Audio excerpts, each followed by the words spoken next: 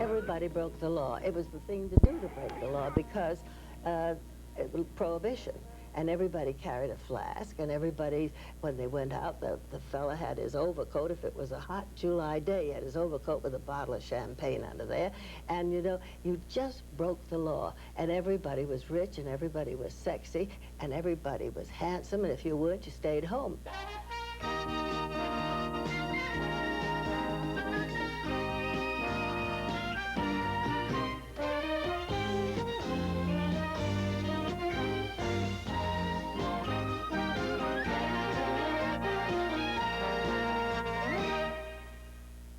Hi, I'm Tom Cottle. The woman's credits are amazing.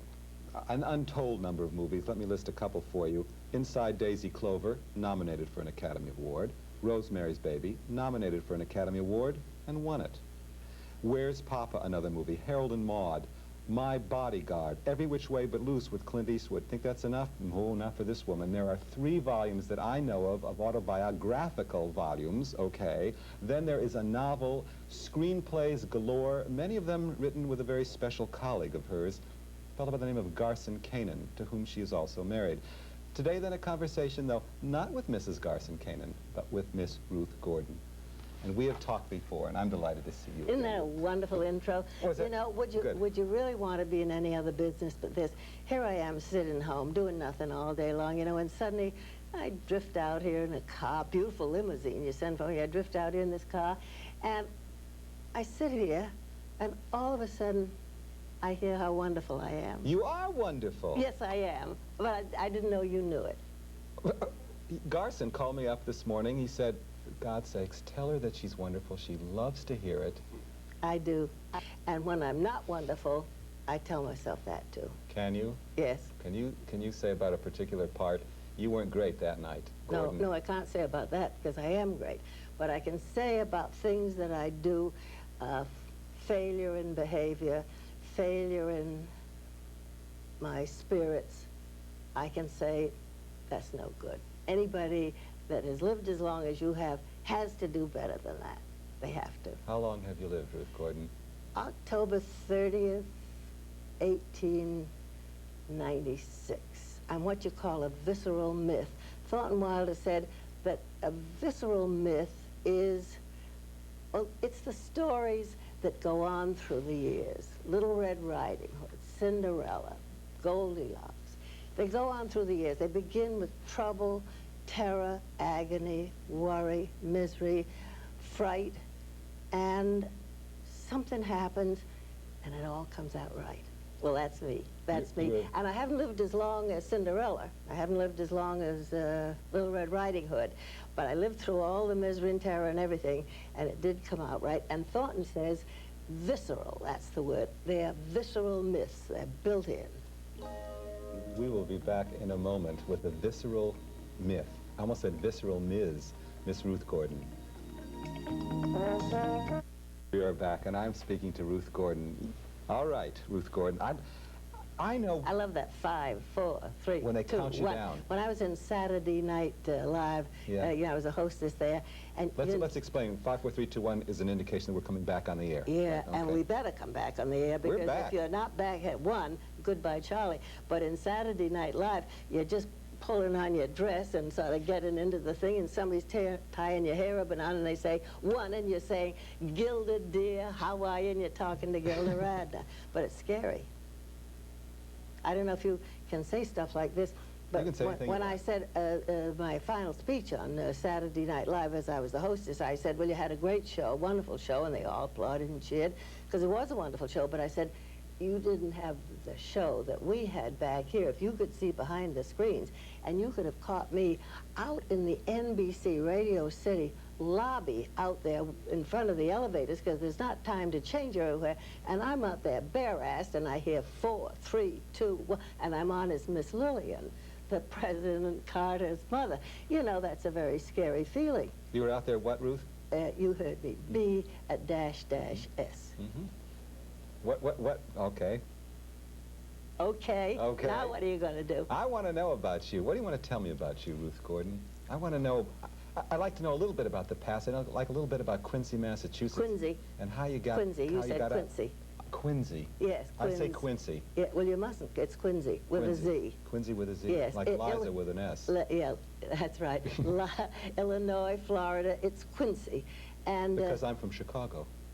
Oh, I love Chicago. John Quincy Adams, we say. Yes, well, you're wrong. We don't say it often, John Quincy Adams. No, but they do in Quincy. Because, you see, we're not just any old place. Quincy is the only city in the country where 2 presidents were born, where they lived, and when they died, they were brought back then. They're buried under the broad granite steps of our Unitarian Church.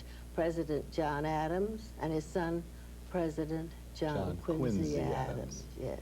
Nobody there knows quite why it's Quincy. I've asked that question. I was christened in an Episcopal church there called St. Chrysostom's, or some people say St. Chrysostom's. And that was 86 years ago that I was christened, and they haven't decided yet.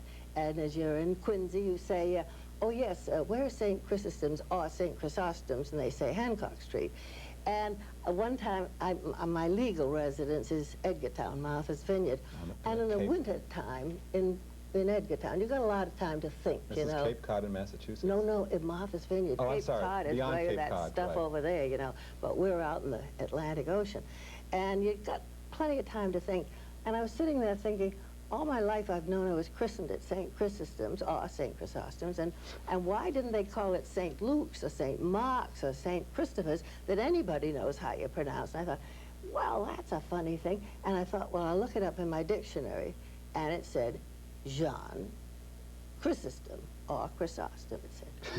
And he was born in Constantinople. And I said, well, how do you like that? Quincy, Massachusetts names their Episcopal church after a Turk.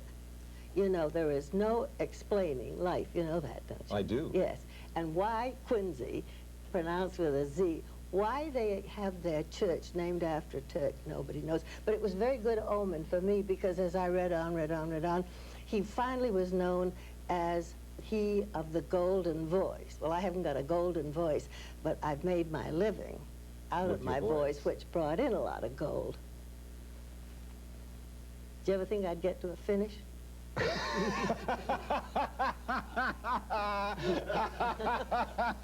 That's funny. No, I didn't, as a matter of fact. I did, though. Oh, that's funny. You are funny. Now, yes, among other things. Okay, now, I want to hear a little bit about origins. Your mother. Tell me a little bit about your mother. Mother was important to you, was she not? Because I remember a remark you once made to me. If my mother ever knew what I was doing now, she'd never approve. You said something in some context. I said it better than that. I'll bet you Somebody, did. I mean, and it wasn't you, but I don't know. Maybe, yes, I guess it was you, said, if your mother and father were alive now, what would you say to them? Yeah, I think I might have asked And you said it to my husband, Garston Canaan, about his mother and father. Right. And he said, I would say... Thank you. Thank you. See, that's a lovely person that thinks up stuff like that. Thank you, he would say. But Ruth Gordon would have thought, or said... Forgive me. Forgive you? Forgive me, because well, I don't think I'm going to tell you this for scale. Well, wait a minute. Here, how much do you want? Well, we won't talk about that, but we're not going to talk most about of life. No, I just I don't think I need to explain it. But shall I put it this way? I think perhaps a lot of stuff in the Bible is not up to date. And I think especially the 10 Commandments. And I think as we all live, and I won't take a roll call of everybody here, but I think most of us have not kept the 10 Commandments. And I have to say, I don't know what most of us actually have done, but I do know what I've done. And give us a clue which commandment. I choose to tell this much, that I have broken all the commandments except 3. I never worshipped a graven image. I'm not sure I know what that is, but I never did worship it. I never killed anybody. That's a 1 and a 2, 3. I never coveted anybody's wife. So, see, I don't think they're right up to date. I think we could rewrite that. And I say to Mama and Papa, forgive me, because perhaps they wouldn't have agreed with all that. You're kind of a rebellious sort, aren't you? Very, very. Never fitted in. What were you rebelling against, Ruth?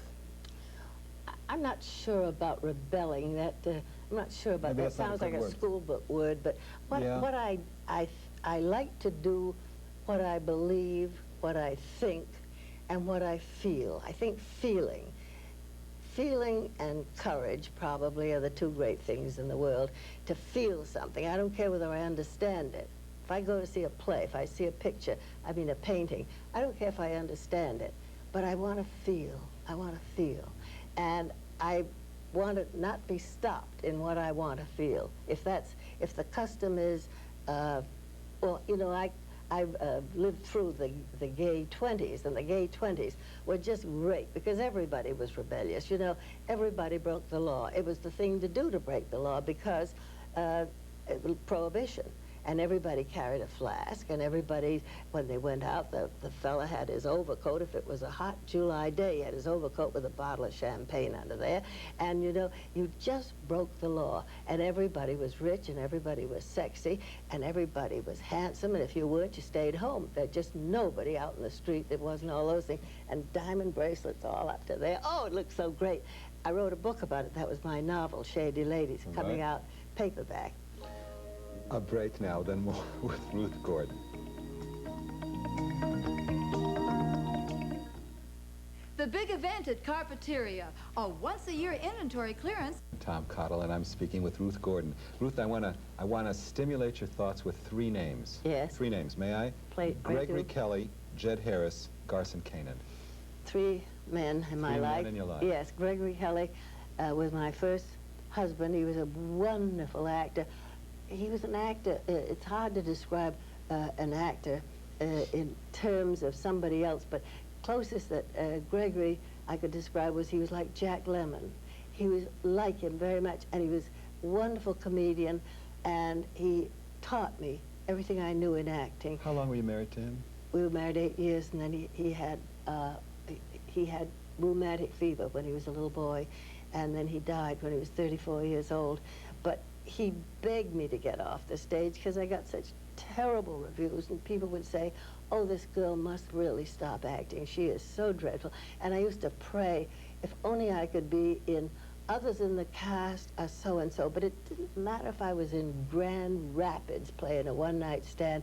They would say, and this girl, Ruth Gordon, Utica, they'd say, Ruth Gordon is dreadful. Gregory Kelly is wonderful. We were acting in Booth Tarkington's play, 17, from his novel, 17. And Gregory said, what the hell does a critic in Utica know about anything? He must get 2 shows a year. How that? And I'd say, it doesn't matter. He's right. I am terrible. Did you believe you were terrible? Oh, I knew I was, but I knew I was smart. I knew I was smart. And if I could ever get anybody to teach me anything, I'm sure I could have been a prima donna. I bet I could have been a ballet dancer. If somebody would teach me, I could learn. And he taught you? And he taught me. And I would cry and weep and throw the script across the room. And he would be patient, and he taught me. And to this very day, things, you know, you do a show for a long time. I did The Matchmaker for a year, 3 years, I guess it was, London and here and on the road and in New York.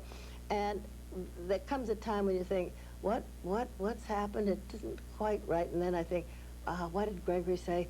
And he said, you know, after you play a thing with great success, suddenly comes a little thing where you sort of think you're a great actress and you're doing great acting out there, and that's when the show goes off the rails. So quit doing great acting. And, you know, these... You must have missed him terrifically. Very much, very much. But, you know, I'm a real careerist. I'm a selfish pig. Selfish, very selfish. Are you a selfish woman? Yes, selfish. Are you? I'm selfish until... I'm selfish until I was a success. When you're a success, then you must contribute. But up until you're a success, you don't have to contribute. You just take the narrow path and think of yourself. Very important, that. Because you don't have to have a career. And you can have a sort of this way, that way career. But if you want... See, I started with nothing. No looks, no money, no position, didn't know anybody, no pull, no nothing. You know, how do you like to leave 14 Elmwood Avenue, Quincy, Mass, with $50 pinned in your corset cover to go to Broadway and conquer it? How do you like to do that? Now we're 3 men. Have you got time? Have I got what? Time. For what? Well, you said there are 3 men. Oh, I want to Kelly. get to Jed Harris. We're coming to Jed Harris right now. great... You are one hell of a woman. Keep going, keep going. Yes. Go on, okay. Jed Harris was certainly a remarkable, incredible genius of a director. He made more enemies than anybody in the whole world, but nobody denied the fact that he was a wonderful director and, of course, a great success. He put on, well, the Front Page is a hit in London right now, made into a musical show. Right. Front Page he put on. And I was terribly in love with him. And This was how long after the death of Mr. Kelly? Just to get, so I can get chronologically. oh, yes. oriented? Well, it was about 5 years. About 5 years later. 5 years, yes. Yeah. Did you marry him? No. How long were you with him? I think it was about 8 years. Now, you have a son, don't you, Ruth? Yes. Who is the father of that son? Jed Harris. Though you never married him. No, I never married him. That must have been almost scandalous in those days, no? Why? I would think that that wasn't done that often and that you might have received a lot of blame from people for not doing it, quote, the right and proper way. Well, Am I wrong? I don't know. I don't know. I I'm didn't... not blaming you. I'm not saying No. it's good Oh, or I bad know. or moral or moral. Well, I listen, just I'd wonder... get up and leave if you were blaming me, but you wouldn't blame me. I don't know if anybody blamed me, because they didn't come up and say, I blame you. And nobody cut me dead that I know of.